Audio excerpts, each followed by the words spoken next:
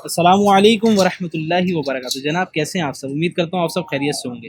آج ہم آپ کے لیے جو پروگرام لے کر آئے ہیں اس میں ہم آپ کو قربانی کے مسائل کے حوالے سے جو سوال جواب ہوتے ہیں وہ ہم سوال جواب کریں گے۔ مفتی عبید رضا قادری صاحب سے ہمارے ساتھ موجود ہیں، ہم ان کے شکر گزار ہیں کہ انہوں نے اپنے قیمتی وقت کے اندر سے ہمیں وقت دیا۔ اور تو سب سے پہلے ہم ان سے جانیں گے کہ قربانی کی فضیلت کیا ہے۔ چلتے ہیں عبید رضا قادری صاحب کی طرف اور ان سے پہلا سوال کرتے ہیں۔ حضرت، قربانی کی فضیلت کیا ہے؟ بسم اللہ الرحمن الرحیم۔ اللہ رب محمد صلی اللہ علیہ وسلم، نحن عباد محمد صلی اللہ علیہ وسلم۔ دیکھیں، قربانی تقرب الہی کا ذریعہ ہے۔ صحیح۔ قربانی اللہ کے قرب کا ذریعہ ہے۔ قربانی اللہ کی رضا کا ذریعہ ہے۔ صحیح۔ قربانی بھی ایک عبادت ہے، قربانی بھی ایک نیک عمل ہے۔ صحیح۔ اس کے حوالے سے کئی احادیث قصیرہ اس کی فضیلت میں موجود ہیں۔ جامع ترمذی شریف کی روایت ہے، جامع ترمذی کے اندر حضرت سیدنا ہماری ماں ام المؤمنین حضرت سیدہ طیبہ طاہرہ زاہدہ عابدہ ام المؤمنین ہماری ماں حضرت عائشہ صدیقہ رضی اللہ تعالی عنہا آپ فرماتی ہیں کہ حضور علیہ الصلوۃ والسلام نے ارشاد فرمایا کہ قربانی یعنی بقرعید کے دن خون بہانے سے زیادہ اچھا نیک عمل اللہ کے نزدیک کوئی اور نہیں۔ اب اگر قربانی کی فضیلت اور اس پر نیکی اور اس پر اجر کی بات کریں تو میں حدیث مبارکہ کا مفہوم اور خلاصہ آپ کی خدمت میں عرض کرتا ہوں کہ صحابہ نے عرض کی، یا رسول اللہ صلی اللہ علیہ وسلم قربانی کیا ہے؟ تو حضور نے فرمایا، یہ تمہارے والد حضرت ابراہیم کی سنت ہے۔ سبحان اللہ۔ پھر حضور علیہ الصلوۃ والسلام نے ارشاد فرمایا، اس کے ایک ایک بال کے بدلے ایک عظیم نیکی ہے۔ تو صحابہ نے عرض کی، یا رسول اللہ کیا بھیڑ کی اون کے بارے میں کیا حکم ہے؟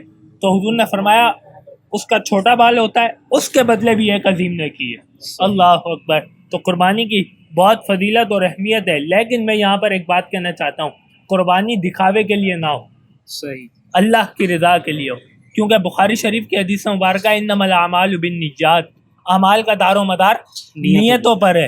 اب نیت اچھی ہوگی تو جزا بھی اچھی ہوگی۔ بے شک۔ اب ہمارے دور میں ایسا ہوتا ہے اسامہ بھائی قبلہ کے یہاں پر اگر کوئی جانور 1 لاکھ کا لایا تو دوسرا کہتا ہے میں تو 1.5 لاکھ کا لاؤں گا۔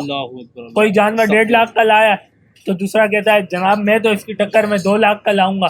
تو یاد رکھنا، آپ 4 لاکھ کا جانور لائیں، اللہ آپ کو دے آپ 57 لاکھ کا جانور لائیں، بالکل، لیکن اللہ کے نزدیک پیسے نہیں دیکھے جاتے، اخلاص دیکھا جاتا ہے، نیت دیکھا جاتا ہے۔ اگر کوئی 20,000 کا بھی جانور لایا ہے اور آپ 57 لاکھ کا جانور دکھاوے کے لیے لائیں تو 20,000 کا اللہ کی بارگاہ میں مقبول ہوگا، 57 لاکھ دکھاوے کے لیے وہ اللہ کے نزدیک مقبول نہیں۔ لہذا اعمال کا دار و مدار نیتوں پر ہے۔ تمام فضیلتیں اسے ملیں گی کہ جو اللہ کی رضا کی خاطر نیک نیتی کے ساتھ اخلاص کے لیے صرف اللہ کی خاطر اللہ کی بارگاہ میں قربانی ادا کرے۔ سبحان اللہ، ماشاء اللہ۔ تو عبید بھائی، ایک سوال میرا ذاتی ہے کہ یہ جو بولتے ہیں کہ قربانی کی جگہ کسی غریب کی مدد کر دو اور کسی غریب کی بچی کی شادی میں پیسے دے دو، اس کے حوالے سے آپ کا کیا موقف ہوگا؟ دیکھیں، نیک کام میں ہی لوگوں کو غریب کی بیٹی کی شادی یاد آتی ہے۔ صحیح۔ آپ دیکھیں، میلاد کا مسئلہ ہو، دیگر مسائل ہوں تو لوگ کہتے ہیں غریب کی بیٹی کی شادی۔ چلے میں اس ٹاپک کی طرف نہیں جاتا، میں جو حقیقتاً جواب ہے وہ آپ کو دیتا ہوں۔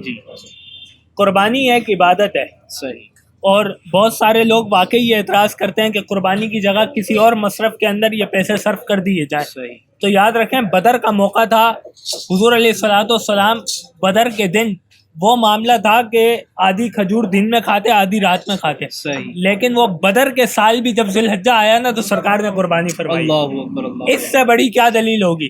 آپ وہاں پہ کہہ سکتے تھے کہ جناب یہ تو بدر کے موقع ہیں، اتنی غربت ہے اسلام پر تو پیسے وہاں صرف کر دیے جائیں، لیکن اس سال بھی حضور علیہ الصلوۃ والسلام نے قربانی فرمائی۔ اس سے معلوم یہ ہوا کہ رب راضی تو ہر نیک کام سے ہوتا ہے، لیکن جہاں حکم خاص ہو جائے تو وہی عمل کرنے سے رب راضی ہوتا ہے۔ سبحان اللہ۔ ناظرین، آپ نے دیکھا کہ انہوں نے کتنا پیارا اور خوبصورت جواب دیا۔ آپ نے اگر یہاں تک ویڈیو دیکھ لی ہے تو اس چینل کو سبسکرائب کر دیں اور بیل آئیکن کو لازمی پریس کیجیے گا تاکہ آنے والی تمام ویڈیوز کا نوٹیفیکیشن آپ تک پہنچ سکے۔ بڑھتے ہیں اگلے سوال کی جانب۔ حضرت، اگلا سوال آپ سے یہ ہے کہ خصی جانور کی قربانی کرنا جائز ہے؟ جی، خصی جانور کے حوالے سے قربانی جس جانور کی ہو وہ جانور عیب سے پاک ہونا چاہیے۔ صحیح۔ اب عیب کیا چیز ہے، میں اسی سوال کے اندر یہ بات بیان کر دیتا ہوں۔ جیسے اندھا ہونا جانور کا، جی، کانا ہونا, لنگڑا ہونا کہ وہ اتنا لنگڑا کہ قربان گاہ تک نہیں جا سکے, صحیح, یا اتنا لاغر ہونا یعنی ہڈیوں کے اندر اتنا گوشت نہ ہونا, جان ہی نہ ہونا کہ وہ قربان گاہ تک خود جا سکے, اس طرح یہ عیب کہلاتا ہے. صحیح, خصی ہونا جانور کا یہ عیب نہیں ہے. اچھا, خصی ہونا عیب نہیں ہے, بلکہ جو جانور خصی ہے اس کی قربانی ہو سکتی ہے, بلکہ فقہائے کرام نے خصی جانور کی قربانی کو افضل قرار دیا, کیونکہ سرکار دو عالم نور مجسم مکین گنبد خضرا صلی اللہ علیہ وسلم نے خود خصی جانور کی قربانی فرمائی ہے. صحیح. بڑھتے ہیں اگلے سوال کی جانب. کن کن جانور کی قربانی ہم کر سکتے ہیں؟ کن کن جانور کی قربانی؟ دیکھیں, اونٹ ہے, صحیح, گائے ہیں, گائے کے اندر بھینس کی قربانی بھی جائز ہے. اچھا, اس کے اوپر علماء کرام کے بالکل واضح اور کثیر تعداد میں دلائل سے جو ہے نا بھرے ہوئے اور دلائل سے لبریز اور مزین رسائل اور کتابیں موجود ہیں. وقت کے دامن میں اتنی جگہ نہیں کہ میں ان دلائل کو یہاں ذکر کروں, لیکن میں واضح کر دیتا ہوں کہ گائے بھینس کی قربانی بھی جائز ہے, اور اس کے اندر بیل, بچڑا, بچیا, صحیح, یہ آ جاتے ہیں, بکرا, دمبا, اور اس کے اندر جو بھی بکری وغیرہ, یہ تمام چیزوں کی قربانی جائز ہے. اس کے علاوہ قربانی جائز تو ہے, وہ جانور حلال تو ہو سکتے ہیں, لیکن ان ایام میں قربانی کی نیت سے انہیں ذبح نہیں کیا جا سکتا. اچھا, اس کے اندر کچھ لوگ ایسے بولتے ہیں کہ جو مینڈا ہوتا ہے نا, اس کی قربانی زیادہ افضل ہے, کیا ایسا ہے حضرت؟ مینڈے کی قربانی اس لیے افضل ہے کہ سنت ابراہیمی ہے, اور سرکار علیہ الصلوۃ والسلام بھی مینڈے کی قربانی کیا کرتے تھے, اور دیگر قربانی تو بالکل مینڈے کی افضل ہے, لیکن بڑا جانور بھی اگر کوئی قربان کرتا ہے تو اسے اتنا ہی ثواب ملے گا جتنا قربانی کا اجر اور ثواب ہے, جتنا دیگر مطلب جانور جو ہے وہ قربان کرتے ہیں. اگلے سوال کی جانب بڑھتے جناب. قربانی واجب ہونے کے لیے نصاب کیا ہے اور موجودہ رقم کیا ہوگی اس عمر کے حساب سے؟ قربانی واجب ہونے کے لیے جو شرائط ہیں, وہ قربانی ہر مسلمان جو عاقل اور بالغ ہو, جی, اور صاحب نصاب ہو, مالک نصاب ہو, اس پر قربانی واجب ہے. صحیح. اب سوال یہ پیدا ہوتا ہے مالک نصاب کہتے کس ہیں؟ مالک نصاب کہتے ہیں کہ جو شخص اپنی ضرورت اصلیہ سے, یعنی ایسا سامان جو اس کی ضرورت کا اس سے زیادہ 52.5 تولہ چاندی یا 7.5 تولہ سونے کا مالک ہو, صحیح, وہ بندہ مالک نصاب کہلاتا ہے. اب اس دور کے اندر تو شاید غریب آدمی تو سونے کو خواب میں ہی دیکھتا ہوگا, لیکن چاندی کے اعتبار سے ملکیت 1,25,000 روپے اس دور کے اندر ہے. اس دور میں جس شخص کے پاس ضرورت اصلیہ سے زائد 1,25,000 روپے ہوں, اس پر سال گزرا ہو یا نہ گزرا ہو, وہ مال بڑھ رہا ہو یا نہ بڑھ رہا ہو, اس پہ قربانی لازم ہے. کیونکہ زکوٰۃ کے فرض ہونے اور قربانی کے واجب ہونے میں ان دو چیزوں کا فرق ہے. زکوٰۃ کے لیے مال کا بڑھنا صحیح اور سال کا گزرنا شرط ہے, لیکن قربانی کے لیے نہ مال کا بڑھنا شرط ہے نہ سال کا گزرنا شرط ہے. جس کے پاس 1,25,000 روپے ضرورت اصلیہ سے زائد ہوں گے اس پر قربانی واجب ہے. اب ضرورت اصلیہ کا بھی یہاں ذکر کر دوں, فقہا نے لکھا ہے ضرورت اصلیہ کسے کہتے ہیں. مثال کے طور پہ جس کے پاس 3 سوٹ ہیں, صحیح, 3 کپڑے, اس سے زیادہ جتنے کپڑے ہیں وہ سب ضرورت اصلیہ میں. اچھا, جی بالکل. جس کے پاس ایک گھر ہے رہنے والا, دوسرا گھر خالی ہے, وہ ضرورت اصلیہ سے زائد ہے. ٹھیک ہے, تو بہت سارے ایسے احباب ہیں جن پر قربانی واجب ہے لیکن وہ قربانی نہیں کرتے. تو اس کے بارے میں احادیث مبارکہ میں کئی وعیدیں آئی ہیں, لہذا اللہ جل وعلا کا یہ حکم ہے قربانی کرنا. تو جن احباب پر میں نے واضح طور پر دور حاضر کی رقم بھی بتا دی ہے, تو تمام احباب پورا غور کریں کہ ان پر قربانی واجب ہے یا نہیں ہے. اس کے لیے ضروری یہی ہے کہ آپ علماء سے کنیکشن میں رہیں, علماء سے رابطہ کریں اور اپنے مسائل ان کو بتائیں. اچھا, یہاں پر میں ایک بات آپ نے کہہ دی تو میں ایڈ کر دیتا ہوں. مسئلہ یہ ہے کہ ہمارے لوگ جو ہے نا کوئی بیماری ہو جائے تو اس کے اسپیشلائزیشن کے پاس جائیں گے. ایسا ہی ہے جناب والا. میں آپ سے پوچھتا ہوں, آپ بتائیے کیا کبھی آپ درزی کے پاس چپل سلوانے گئے؟ نہیں جائیں گے. بالکل. ٹھیک ہے. کبھی آپ موچی کے پاس کپڑے سلوانے گئے؟ نہیں, آپ بالکل نہیں جائیں گے. کبھی آپ جناب والا کسی اور کے پاس اس کے شعبے سے ہٹ کر کوئی کام کرانے گئے نہیں.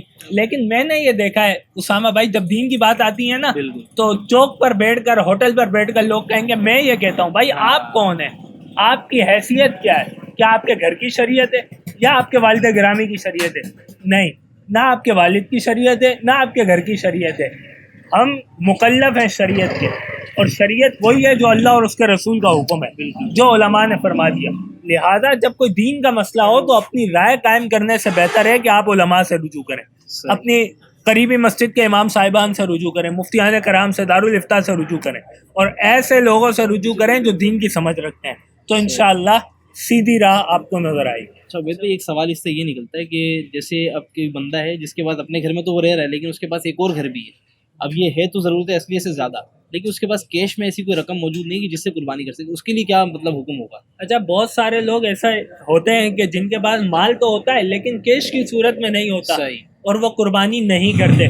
لہذا یہ شرعی مسئلہ یاد رکھیں، جس کے پاس مال ہو، جی، کیش کی صورت میں نہ ہو، اور اس پر قربانی واجب ہو، تو اسے قرض لے کر بھی قربانی ادا کرنا لازم ہوگا. صحیح قرض حسنہ لے، صحیح. کسی بینک سے سودی قرض نہ لے، قرض حسنہ لے اور قربانی ادا کرے جس پر قربانی واجب ہے اور کیش کی صورت نہیں ہے. تو عبید بھائی، جو نابالغ مالدار ہوں تو والدین پر ان کی قربانی واجب ہوگی. جیسے اپنا بچے ہوتے ہیں کچھ گھروں کے اندر جو اچھے کھاتے پیتے گھرانے سے ہوتے ہیں، اور ان کے پاس اتنا مال بھی موجود ہوتا ہے جو ضرورت اصلیت سے زیادہ ہی ہوتا ہے، تو اس میں کیا حکم ہے؟ دیکھیں، بہت اہم سوال آپ نے کیا ہے. بچے کھاتے پیتے گھرانے کے ہوں یا نہ ہو، جب وہ بچہ پیدا ہوتا ہے تو چھٹی کے اندر لوگ سونے کی چیزیں دیتے ہیں اور دیگر معاملات ہوتے ہیں، تو وہ اتنا مال ان کا بن جاتا ہے کہ وہ 1,25,000 تک پہنچ جائے. صحیح. اب وہ تو نابالغ ہے، بالکل. تو کیا والدین اس کی طرف سے قربانی کر سکتے ہیں یا نہیں کر سکتے؟ تو یہ مسئلہ یاد رکھیں کہ ہم نے پہلے عرض کیا کہ قربانی کے لیے ہر مسلمان عاقل و بالغ کا ہونا ضروری ہے. صحیح. اب قربانی بذات خود ایک عبادت ہے، بالکل، اور شریعت نے نافذ کی ہے، تو شریعت اسی پر نافذ کرے گی جو شریعت کا مکلف ہوگا. جب بچہ نابالغ ہے اور وہ شریعت کا مکلف ہی نہیں ہے تو اس پر قربانی بھی واجب نہیں ہے. لہذا والدین کو اختیار نہیں ہے کہ وہ ان کے مال میں سے قربانی ادا کریں. البتہ اگر والدین قربانی اپنے مال سے کرتے ہیں بچوں کی طرف سے، تو یہ جو ہے نا مستحب عمل ہے، اچھا عمل ہے، نیک عمل ہے. اچھا عبید بھائی، ایک سوال اور ہے. جیسے بندہ باہر ممالک میں، امریکہ، لنڈن، اس طرح کے ممالک کے اندر بیٹھا ہوا اور وہاں سے وہ کسی کو پیسے دے دے یا کسی کو بول دے، آن لائن قربانی جس طریقے سے آج کل ہو رہی ہے اور بہت زیادہ ہو رہی ہے، تو اس طریقے کی قربانی جائز ہوگی؟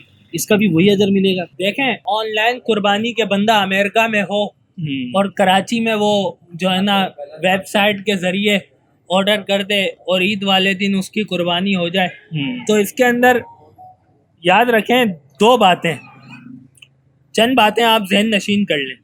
ایک یہ کہ آن لائن قربانی اسی وقت اختیار کی جائے کہ جب کسی ادارے یا کسی شخص پر اعتماد ہو صحیح کہ جناب یہ میری قربانی شریعت کے مطابق اور شریعت کے شرائط کے مطابق کرے گا اور میری قربانی کو ضائع نہ کرے گا. صحیح.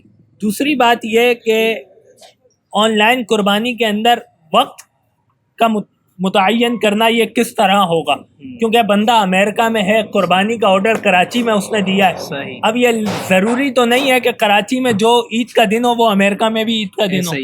کراچی میں جو قربانی کا وقت ہو امریکہ میں بھی وہی وقت ہو، یہ ضروری نہیں ہے. تو لہٰذا جہاں اس نے قربانی کا آرڈر دیا ہے تو لازم تو یہی ہے کہ اسی جگہ پر قربانی کا اعتبار ہوگا. صحیح. یعنی کراچی میں اگر اس نے آرڈر دیا ہے تو کراچی میں جو دن قربانی کے ہوں گے اسی دن میں قربانی اس کی ادا ہوگی. صحیح. البتہ وہ وکیل بنائے گا، اور وکیل اصل کے قائم مقام ہوتا ہے.